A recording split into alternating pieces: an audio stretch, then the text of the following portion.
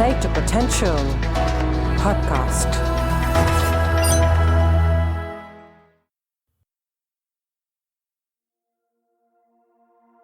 Welcome to the 9th conversation at the Play to Potential podcast series. My guest this time is Prakash Iyer. He's a best-selling author of 2 books, The Habit of Winning and The Secret of Leadership, and has one coming out soon. He's also a motivational speaker and a leadership coach. In his corporate career, he was last the MD of Kimberly-Clark, and prior to that he was the MD and CEO of Infomedia India Limited. Prior to that he'd held leadership roles with PepsiCo in India and in China. He's an alumnus of IIM Ahmedabad and HindustanUnilever, 2 of the most prominent leadership factories in the country. Without further ado, over to the conversation. Prakash, thanks for your time. Excited to be talking to you. My pleasure entirely. Good to be here. Before we dive in, Prakash, would love to get a sense of what your pie chart, again, pun intended rather, looks like. What all do you do, and give us a sense of what your day looks like. What all do I do? Essentially, I have lots of fun. Okay. And on a more serious level, perhaps try and help other people become as good as they can be. Uh-huh. And what that often entails is, maybe 3 or 4 things. So I'm a leadership coach. So I work with individuals and teams around coaching. I do a fair bit of speaking, motivational sessions, keynotes around leadership, teams, winning. And that's something I enjoy a hell of a lot. I try and write a bit. So just done with a 3rd book and hopefully another one. It's always in the works. So there's hopefully another one coming out soon too. Wow. You mean 2 in the bag and 2 more to go, or 1 more to go? 2 in the bag, 3 this month. Okay. Hopefully lots more to go. Oh, I'm sure. Yeah. True. So there are ideas buzzing in my head all the time, and I'm thinking, hey, I would love to write a lot more, and it's something I enjoy. So I'd certainly like to write a lot more. I also do some advisory work with a private equity fund. Got it. That broadly covers the spectrum of what I do. Got it. Again, maybe a good place to start, Prakash, is you're an alumnus of IIMA as well, and you were in a corporate career for a while.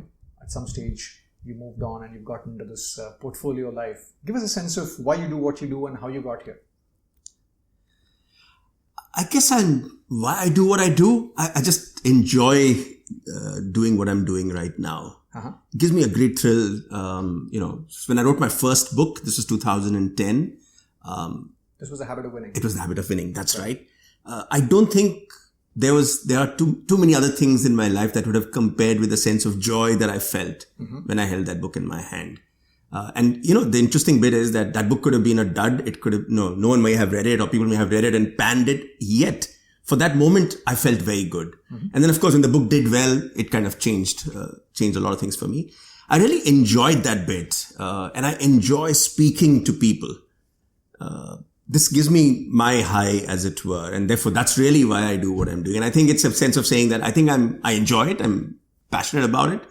I think I can do it reasonably well. Sure. I may not be terrific at it, but I'm reasonably good at it, I think. And that gives me a sweet spot in that sense. To say I'm doing what I like. I think I'm doing something I can do reasonably well. And hey, if it all means I can make a difference, kind of works well for me. Lovely. And just going back to that moment where you spoke about writing the book and holding a copy in hand, was that when you were pursuing your career, or you sort of moved on and then sat down and wrote the book? No, so I was very much in a career when I wrote the book. Okay. I must tell you this, that every year I write my list of things to do for the year. And it's one of those things that I still have a lot of the older versions of my wish list. And it's impressive that you're tracking it.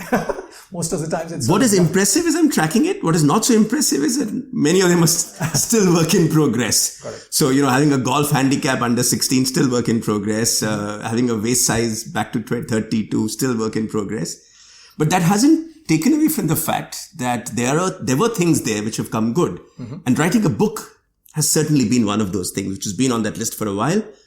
And then I started blogging, and really that blog then paved the way for the book. And like I said, it's been one of the better things that I might have done in my life. And just building on that, Prakash, I talk to a lot of people who've decided to move away from a corporate life, which is aligning yourself with one company and building your career there as a platform. versus people who've cobbled together a portfolio of different things. For example, you do a combination of speaking, writing, coaching, and a bunch of other things. What's been that journey like? It's been how many years now? It's been 6 years of this sort of portfolio life, if I may call it. No, less, 3 years now. 3 years? 3 years. So again, any wisdom, any insights on what this journey looks like, what the highs and lows are for people at the cusp of making that decision? I think the first bit would have to be the fact that you've got to enjoy what you're doing and not constantly look at what that other world or the other life might look like. So if I was to be honest, I spent 30 years in a regular corporate job, but pretty much loved every moment of it. Sure. I don't think there were too many times in my life where I felt like, hey, why am I doing this? And I want to be doing something else. I don't think that's how it was. Maybe the driving force was different. So, when I went to work in my early days, I guess there was a pure commercial reason. You had to put food on the table. You had a wife to look after, kids to kind of bring up. So you needed money. And a good corporate job, I think, took care of that. But I think I also learned a hell of a lot. A lot of the stories that I now tell, a lot of the lessons that I now share, I think come out of the years that I might have spent at work. Sure. So I don't think it's a case of saying that I was always longing to do this new thing. I think I kind of worked towards it. I had spent 30 years working with teams and learning a hell of a lot, hopefully doing a little bit for the businesses that I might have been involved with. And that set me up, I think, for what I do now. So I'm building on it and clearly doing something that I really enjoy doing and think, wow, this is really what I want to do for the rest of my life. And got it. And just to make it real, what are the lows in such a path, right? Again, I've sort of embarked on this. It's been a year and I have my share of highs and lows, but I'm curious about 3 years in, just to make it real, because I believe when people are at a point of transition, there's always the greener side of the grass is always painted with a lot of color, but the not so green side doesn't get spoken about as much. So if you were to be honest, what have the lows been like for you? I think one of the clear challenges can be the fact that you don't actually get to work with a terrific bunch of people on a regular basis. Right. And therefore that can be fairly stimulating while it's there. And when it goes away, it can become a bit of a challenge. So I certainly miss that. The fact that I might have had some fantastic conversations with colleagues and friends at work. Right. You still might meet interesting people. You might have something to, you might have interesting conversations, but they're not quite the same level of intensity and depth as you might have had with a bunch of very bright colleagues. To be fair, working with bright colleagues also sharpens all of us as individuals. And I think that's something that I probably miss a little bit. There are days when, when you can probably start thinking, hey, what do you do? Why am I doing what I'm doing? And there could be days where you'll feel a bit down and, and that often coincides with that call that you'll get from another headhunter who says, he thinks it's time for you to get back. But I think if you're clear about why you're doing what you're doing, and if you have the right reasons for doing it, I think it can become fairly interesting in itself. There's something else that I think you need to probably have a good answer for, which is, what do you do is a question that you get asked. And I must confess, after 3 years, I still struggle with that a little bit. Sort of the identity question, right? The identity, yeah. And therefore, I think it's an important one that you've got to be willing to say that, that whatever you say doesn't matter. And whatever somebody else might think doesn't matter. Right. Because if it matters to you, then you're probably not ready to make that shift. Very interesting. So it might be a good idea for you to check. And I used to say this earlier, that are you willing to have a business card which doesn't have a company name on it? And, many of us grew up with, being proud to quickly exchange cards on a flight. And the other person looked at it, then, suddenly sat up and took renewed interest in who you were because of the name of that business that you represented. I think it's a good idea to have to be able to say that you work for this unknown company called Prakash Iyer and Co. And then what happens? Do people kind of still want to talk to you? Fascinating.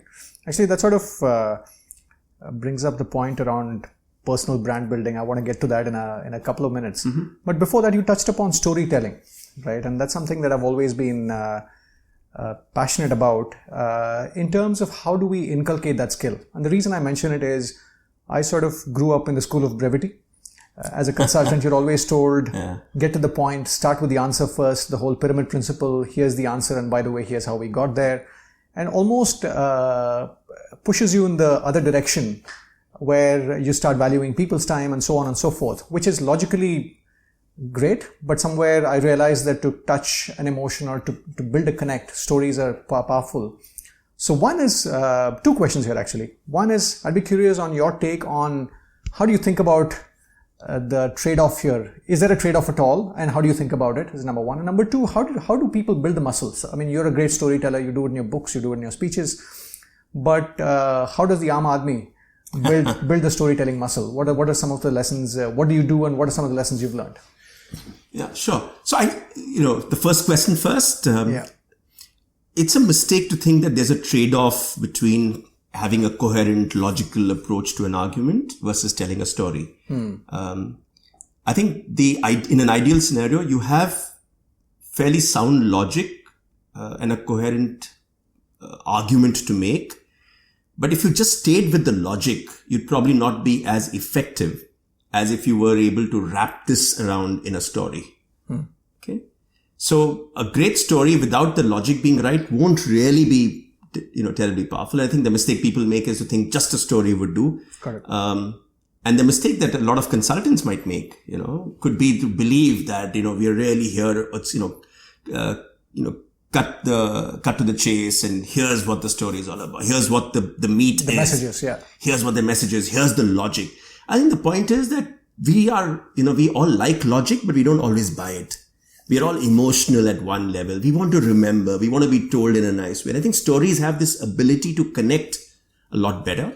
Stories are also very powerful in terms of just being able to retain the message, to be more memorable. I think stories can go a long way in helping. Stories are also a good way to kind of make messages more palatable.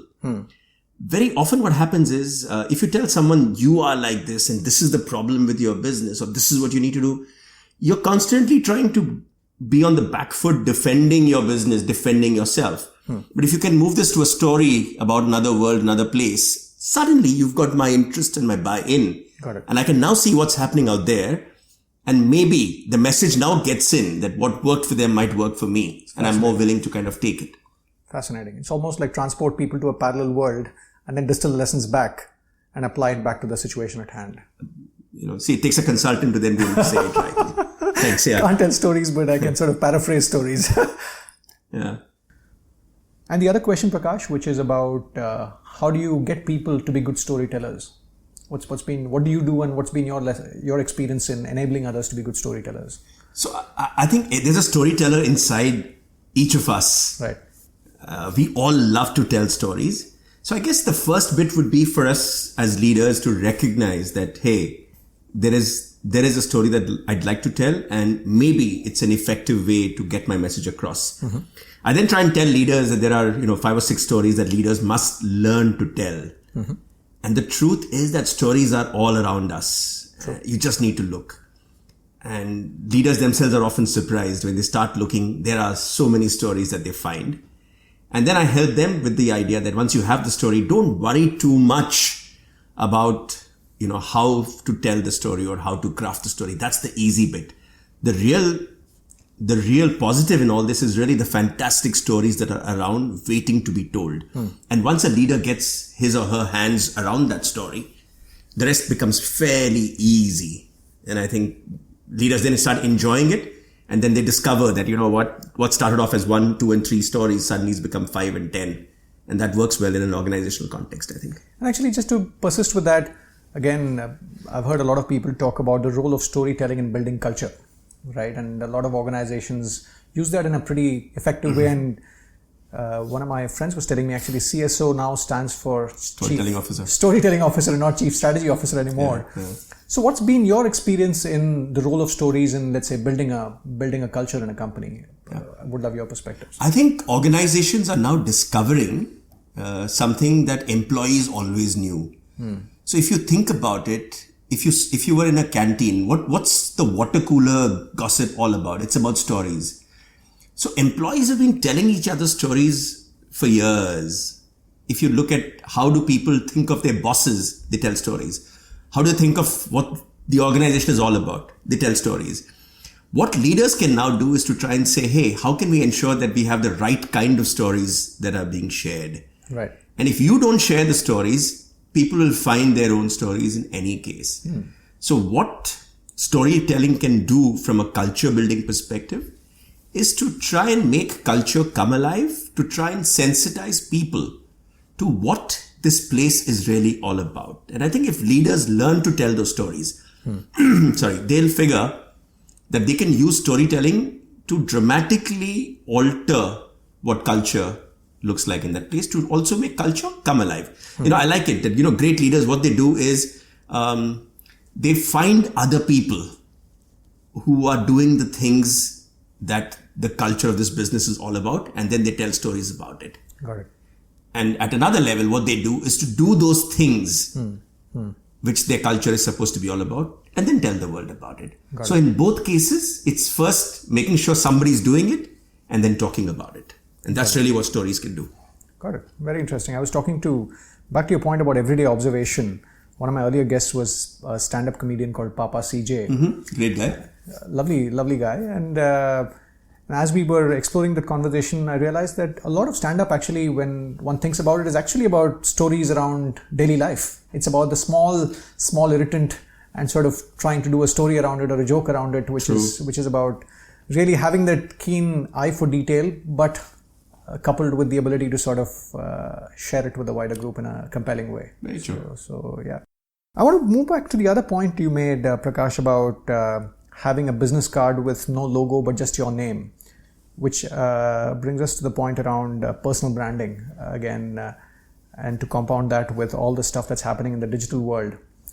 Again, what's been your journey on that front? How have you thought about it? And again, if there were some nuggets you want to share with the listeners on how should people think about a brand? Again, if you were to wear a marketer's hat, I haven't spent time in a marketing organization, but would really value your perspectives on how you think about a brand in a company context and how you've thought about that in building your personal brand. I think that's an interesting thought. What works for brands in a product sense, I think will work equally well with individuals. And maybe there are 2 or 3 lessons that come to mind as I think of what can individuals learn, let's say from a more conventional product marketing perspective. Right. I think the first is the brand's got to be true to itself. Brands can't be pretenders. I think consumers will see through them very, very quickly. And that's I think a very fundamental rule even for individuals looking to kind of set off on their own or trying to build brands out of themselves. I think it's important to be honest. So that level of integrity, honesty for a brand, I think clearly is paramount. The second perhaps is to try and remember what good brands do well is to look at themselves from a consumer standpoint, not from a manufacturer standpoint. And I think a lot of individuals who try and get into advisory, consulting, gig economy kind of roles can start thinking, my experience, my background, my credentials, here's what I can do, which is a very manufacturer standpoint. Very interesting. And I think it's an important one for us to be able to look at it from a consumer standpoint. How do I change? What value can I add for you? What does this mean for you? A good question a brand will answer is, why should a consumer buy me? And therefore, to be mindful that you're not constantly looking at your portfolio of services and offerings from a manufacturer standpoint, but from a consumer standpoint. Sort of the outside in versus the inside out kind of a... Pretty much that, yeah. So, I think we've got to be careful that we don't keep looking at ourselves in the mirror and say, look, everybody, look how pretty I am. I think that won't take you too far. But if you can actually look out and say, hey, let me try and understand what's happening out there and how do they see me? How does the consumer look at me rather than saying, what's my view of the whole world? I think that can make a difference. And in the early days, how does that feedback loop work? Let's say if I'm an individual who's set out on that journey, what's been your approach in seeking that feedback? Is it just sensing the pulse, or is it more explicit conversations with people to get a sense of what they see in you? I think it's a bit of having those conversations, but more importantly, it's about having the right mindset. I think you can get too keen on telling the world how smart you are, how you have all the answers. And therefore this desire to kind of walk around with that hammer in your hand, waiting for everything you see as a nail. And you don't want to be there. You probably want to go out there and look around and see, ask questions, listen in, and try and get a sense of what is it that's happening out there. And then be willing to say, actually, I don't know, or, I don't have the answer. I think the minute you do that, if you're willing to say, I don't have the answer for a few questions, you will discover you have very powerful answers to some other questions. And that's really where your sweet spot will be. And which brings me actually to the third bit that brands do well and individuals could learn from, which is, brands don't try and be all things to all people. Brands don't try and serve necessarily the lowest common denominator. Brands have something distinctive about them. Brands try and build on that difference, a distinctive difference, which appeals to some people and by definition will not appeal to some people. And brands are comfortable with that. Any brand which tries to say, I want to also win the other people in the market out there. It's about saying no to a few things and choosing who your audience is, I guess. That's right. And I think if you can say no to a few things, your yes suddenly becomes a little more interesting. When you say yes to everything, no one believes you anyways. Got it. Fascinating. Moving topics, Prakash, again, in your books, one of your books, I think the foreword was written by Rahul Dravid. Clearly, there's a lot of cricket in your blood and in your books. A lot of Dravid in me too. I love the guy. I'm a big fan of not just his game, but who he is as an individual. Very inspiring. I want to sort of see if we can learn from the game in the context of coaching specifically, which is one of the things you do. One of the pieces that companies often don't spend enough time on is how they should go about selecting a coach. Often they decide that somebody needs a coach, but the how piece is often left relatively unresolved, shall we say. So what's been, given you've been an observer of cricket, and we're talking at the end of a day where India won the second test match against Australia, so it's a good day to bring this up. What's been your observation in terms of how sports teams, specifically cricket teams, select coaches and the ones that have made a difference? And are there any lessons that can be learned in the corporate world on the selection of coaches specific to a situation? Interesting one. I think there are two or three things that teams do as they start looking at coaches. And there are some lessons in what they also make sure they don't focus too much on in that search for the right coach.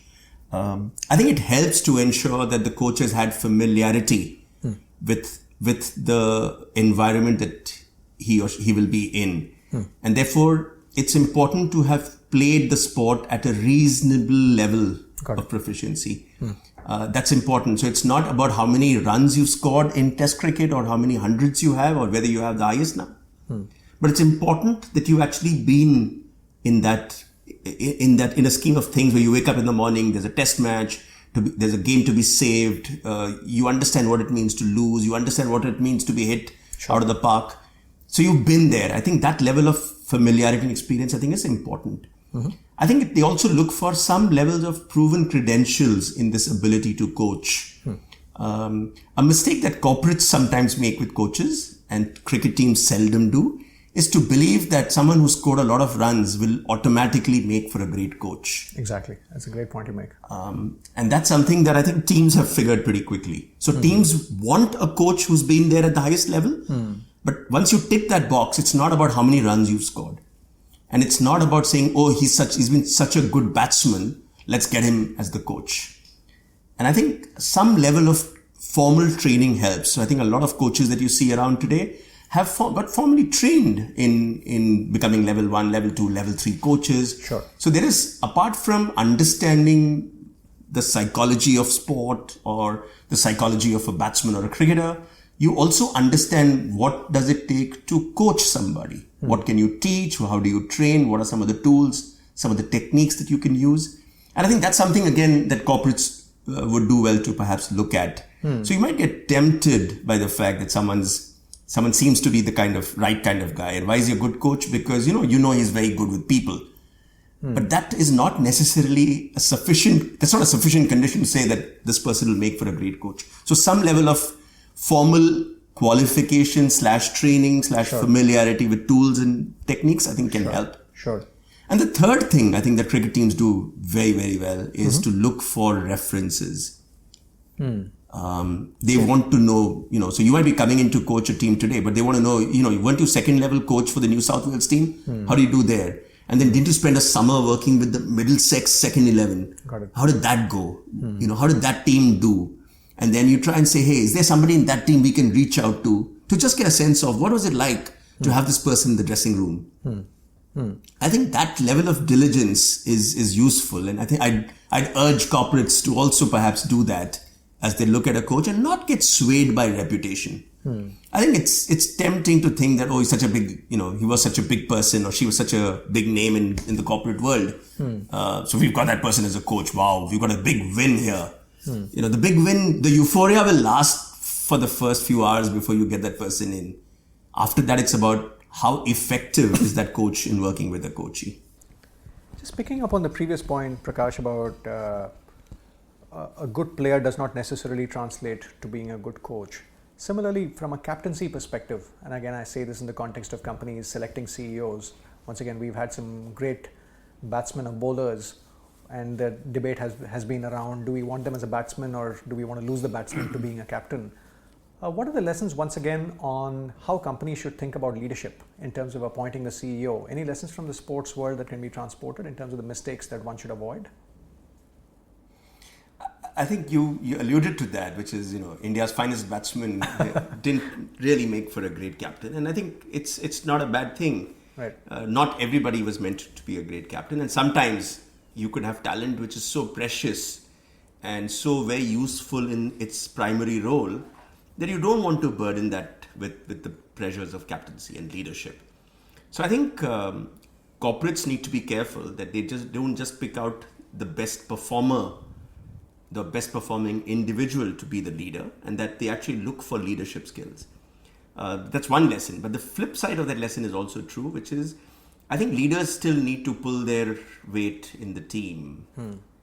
And Mike Brearley might have been a great idea for an England team once upon a time, but I don't think the idea would work today. You still need to be able to command your place in the team, and that will make you an effective leader. And I think maybe Brearley was special. I think he was a professor of psychology and a student of the game at some level. So he probably had this ability to transcend his own performance and yet lead people. But that's not easy. And we've often seen how great leaders in a sporting context struggle to assert their authority because their personal form is letting them down. Their personal contribution is not keeping pace. And I think that's something that corporates need to be careful about too. Where you might think somebody's got terrific leadership skills or might be a good leader and might have been there in the helm for a long time. But if he or she is not, if they're not pulling their weight on their own, it may be time for a leadership change. Interesting. So it's not just about being an orchestra conductor, but there's also a role of playing an instrument as part of the orchestra, which makes it interesting. I think that's where the captaincy bit comes in. The coach is probably a bit of that conductor of the orchestra. Got it. But the captain's got to be playing one of those instruments out there. Exactly, while keeping the eye on the others. Right? That's right. Very interesting. I want to change the frame a little bit. It's been about 3 decades plus since you passed out of IMA. And again, when I rewind the clock, where I was at that point in time and how I thought about careers, or some of my batchmates thought about careers, it was largely, to put it bluntly, it was an auction, right? I think in a lot of cases, a lot of us didn't have a clear framework on what next. But again, having been through a bunch of experiences now, I think there's greater clarity. So I think if you, with the wisdom of whatever you've learned in the 30 years, if you were to visit that point in time, March 1986 or whenever that was, anything you would have done differently? How would you have thought about careers at that point in time with what you've been through? I'd probably have wished that this phrase called investment banking had been created by the time when I was graduating from business school, because that didn't exist then. But I think on a more serious note, I don't think it was really the auction element in that sense. Sure, all of us were worried about getting a day one job and a day two job, and all of that. But I still think I had friends who made decisions which were as much to do with the quality of the work or the challenge that they thought they would get in the roles they were going to be performing. Speaking for myself, I had a job with a bank and with a consumer products company. Right. And no prizes for guessing that the bank would have been paying me a lot more money. But, I didn't take it. And what swung the needle for you? I guess the fact that I could see heroes in my life who were in the consumer product space, and it's a world that I used to fantasize about. So this whole idea of being able to go and sell soap and be the man who next created the girl in the waterfall for a soap brand seemed like such an exciting idea as compared to the boring job of counting money in a bank. So I guess there are no right answers in these things, but it's just a matter of saying that, are you willing? I think what the education out there would probably have done for all of us is to give us the confidence and the courage to take those calls. And I think that's just got stronger over time. And perhaps if you ask me, one of the good things that's happened to the generation that's followed, as I see my own children today, I think their ability to take risks, their ability to chase their dreams, to do stuff which they just think they want to do, and not because of the price tag attached to that task. I think that's a very liberating feeling. And it, I think, enables excellence. It probably gives everyone a chance to be the best they can be. True. Because they're really doing stuff that they want to do. Got it. Since you pursued a consumer goods path, you joined Unilever out of campus. That's right. Any HindustanUnilever in those days. Any insights on how the questions people should ask themselves for them to determine if a path down that road would make sense? Consumer goods, if I may use a broader term. And the reason I ask is, as we grow through life, we have a lot more data on what energizes us, and we've been through enough situations for us to have, let's say, big data on ourselves. But at that stage, we are operating with very limited data. So are there one or two key questions? If you look at people that joined the consumer goods, let's say, path, and people that dropped off at some point in time, is there any pattern that emerges in terms of what did not work out for them? I used to think that the industry specific is not such a big variable. And if you find the work that you enjoy and the challenges that you have, then the product could be different. So whether it was a consumer product or industrial one or a financial services product, may not have been a different. But having said that, the reality is that there is a difference. And I do remember how, if you decided to go and sell soap, you then ended up, being in small town India, going across to rural markets. Right.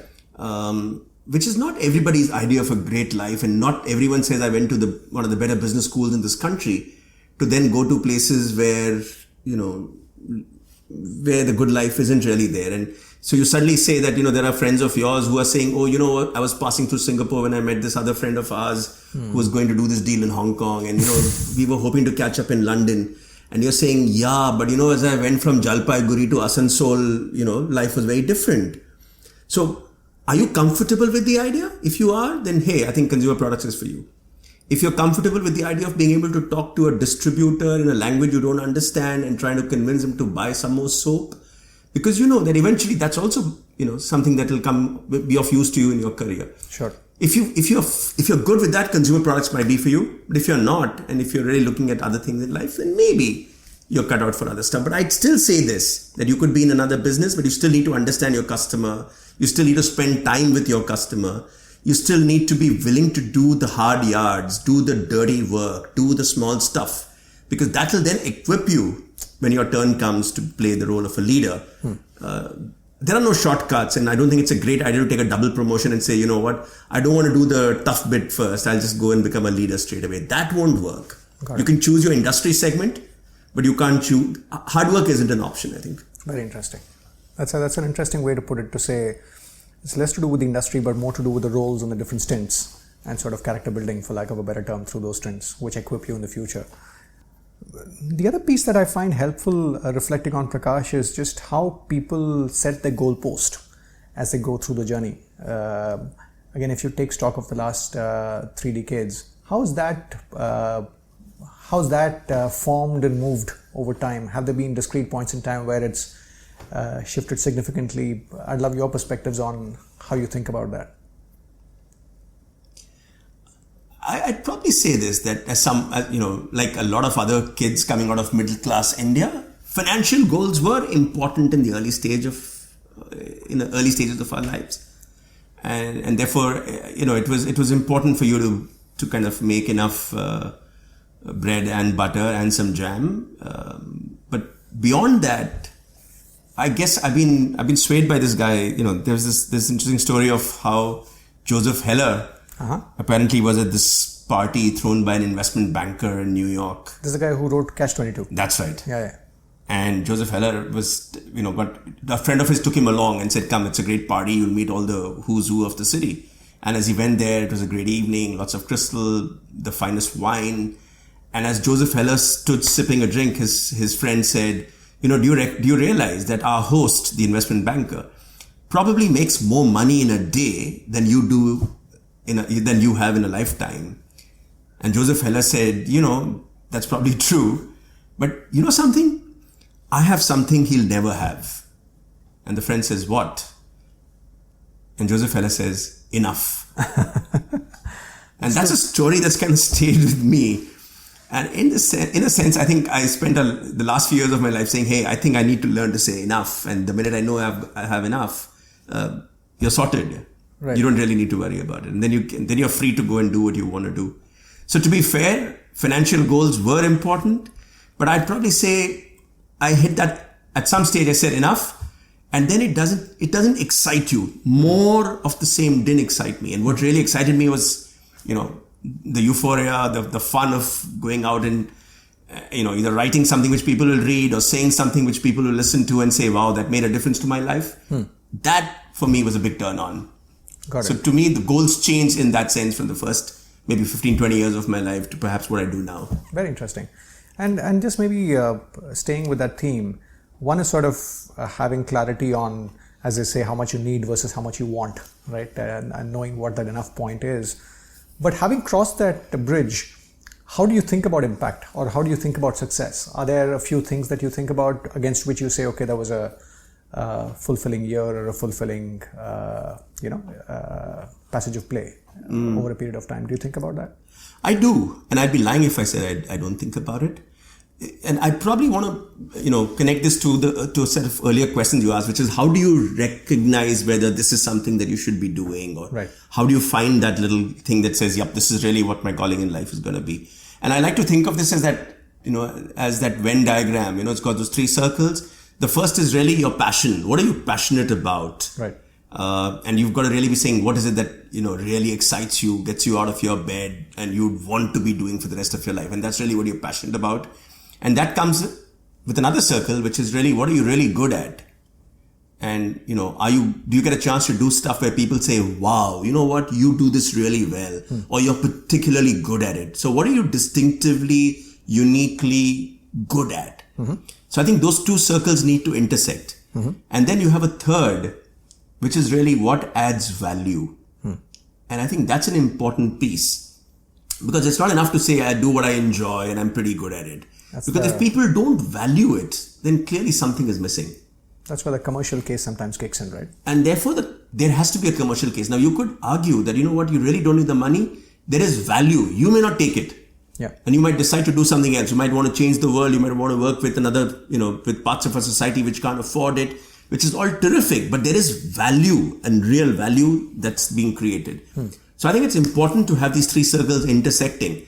Passion, strengths, value. And I think the intersection of these three is really your sweet spot. Yep. And I keep telling myself that, in everything that I do, that it's important to be ensuring that value circle is also coming into it. Got it. People must value it. And I've also recognized that if they don't value it, no one's going to take you seriously. Right. And you're probably not doing justice to your strengths. And you're probably not doing as much as you can if people don't value it enough. And for me, value can also be, in the early days when I wrote my first book, I still remember I got this email from someone saying, I'm sitting in my engineering lab in Varanasi, and until today I used to be cursing my parents for sending me here. And I've just finished reading your book, and I'm now telling myself, you know what, it's not their fault. I'm responsible for what's happening in my life. And thank you for kind of blah, blah, blah, making a difference. And I just think, wow, here is someone I've never met, probably never will meet. But if I have managed to kind of, get a switch to get turned on in his head, it's been worth my while. Wonderful. Powerful. And again, picking up on this journey so far, 30 plus years, and sort of again reflecting on some of the other journeys that some of your friends and batchmates and colleagues have been through, Back to your point you spoke about the children of this generation being a lot more open to the idea of pursuing the passion. What do you think are the bottlenecks that come in the way, especially when we think about people who've been 20 years in, 30 years in, when you look around, when you look at some of the people who are doing well but maybe not performing to the potential, in your mind, where do the bottlenecks lie of untapped potential, if you will, in other people's journeys? Do you have some themes that come up? Two possibly recurring themes. The first, I think, is a reluctance to slog, a reluctance to put in the hard yards. So I think a lot of great talent goes to waste because it's not willing to kind of work hard. And therefore, just realizing that, you know what, I could be passionate about something, I could be talented, but I still need to work hard. I still need to put in, the long hours. There are no shortcuts to that one. I think that's probably one common theme. The second for me would be, when you're talented and passionate, you tend to think of yourself as a lone ranger. And I think that can sometimes become limiting. You need to recognize that, even a slightly less talented person, but with a stronger support staff, will probably go a longer way. And therefore, the ability to enlist other people into your journey, the ability to excite other people to help you in your journey, the ability to get other people to get onto your bus and say, this is our bus, let's take it to a great place. I think that can help talent and passion reach heights that otherwise may not have been possible on their own. Yeah. So teams and hard work, I think, would be the two things that I'd probably say. Got it. To get right. Lovely. Just wrapping up, a couple of quick questions, Prakash. One is, in your opinion, 3 things they don't teach at IMA, at B school, let me put it that way. IMA because we went there, but in general, 3 things they don't teach at B school, which... So, it's been a while since I left business school, and I'm guessing since you left business Somewhere school. Along the way I left, yeah. Yeah, but I'm guessing that they still don't really... I think they don't teach you enough formally around the whole area of being a better leader. I think they teach you with a lot of the tools that it takes to make a business, to get it right for a business, to manage a business, but to be a leader, I think they could probably do a lot more around helping people to be better leaders. I'd love to see a course on failure in a B school. Very interesting. I think there's just too much of a premium placed on getting it right, on winning, on succeeding, and not enough around saying, making mistakes, not being good enough, being clumsy, trying and failing. I think if they could teach us a little bit more of that, and if the next batch of students coming out was a little better at it, I think they'd be far more willing to take risks. The third one, I think, is that I'd love to see business schools get a little bit more outside of the academic piece into perhaps a more health and wellness space. I think the biggest challenge for many young people today and for their long-term success is their own health, is their own inability to keep pace. And therefore, learning to play a sport, learning to kind of stay fit, learning to watch your weight, learning to have healthy habits, I think can be a big differentiator in if you consider that your career is really going to be a marathon. Sure. Just being able to stay the course, I think, is going to be an important one. Very interesting. And actually, I used to train with a group of runners called Striders. And one of the things that trainers would say is the only variable you need to watch out for is the pace at which you run. Everything else falls in place, right? Wow. If that's out of sync with your body, Wow. and everybody has their own pace, and if that's out of sync, you will be huffing and puffing somewhere. Sure. If you're running the half marathon, maybe not Worli Seaface, but at Pedal Road, it will catch up with you. Great story. Yeah, great point. It's an interesting metaphor that stuck with me. In summary, Prakash, this podcast series is titled Play to Potential, which is about individuals discovering what they have potential for and playing the best game. We've spoken about a bunch of things, but 2-3 things you want to leave the listeners with for people to play to their potential? So So if you want to play to your potential, I'd like to submit that you should have a PhD. And for me, that's a recurring theme for people who play to their potential, people who seem to get it right, people who seem to be able to do a lot more than might have looked possible. I think they all have a PhD. And for me, the PhD is really about those three things. The P is for the passion. I think you got to be passionate about what you do. You've got to be excited about what you do. You've got to really love what you do. I think time is too short to be wasted on doing things you don't enjoy doing. So passion, extremely important. I think that passion's got to be backed with hunger. You must be hungry for success. You must be hungry for more. And I think one of the challenges for this generation can be the fact that they are not hungry. They are passionate, but the hunger isn't there. And you'll see that when you look at people who achieve, people who kind of make a difference to this world, they are people who are hungry for more. And I know outsourcing has been quite a fad in all these years, but hunger still can't be outsourced to someone else. I think you've got to feel it for yourself. You've got to want it badly. And I think that's therefore passion, there's hunger, and that brings me to the D, and that's discipline. I think you can be passionate and hungry, but if you don't have the discipline to kind of see it through, you won't really achieve very much. And I think you've got to have the discipline to stick with it, to do it when it's not comfortable, to do it when the odds are stacked against you, to keep running along when you see hurdles on the way, and you say, hey, you know what, I'll find another way. I love the story of a gymnast who was apparently, she won a silver, and when they asked her how she did it, she said simple, I practiced when I felt like it, and I practiced when I didn't feel like it.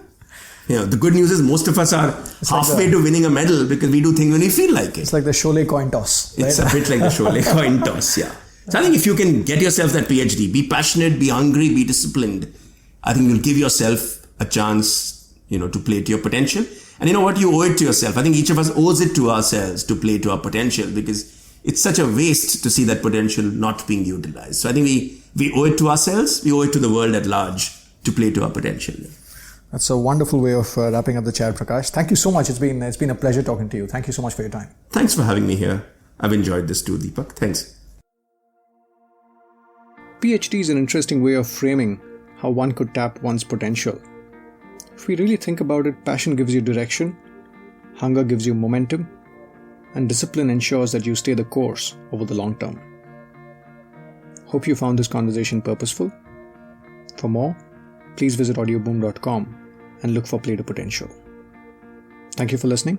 Bye now.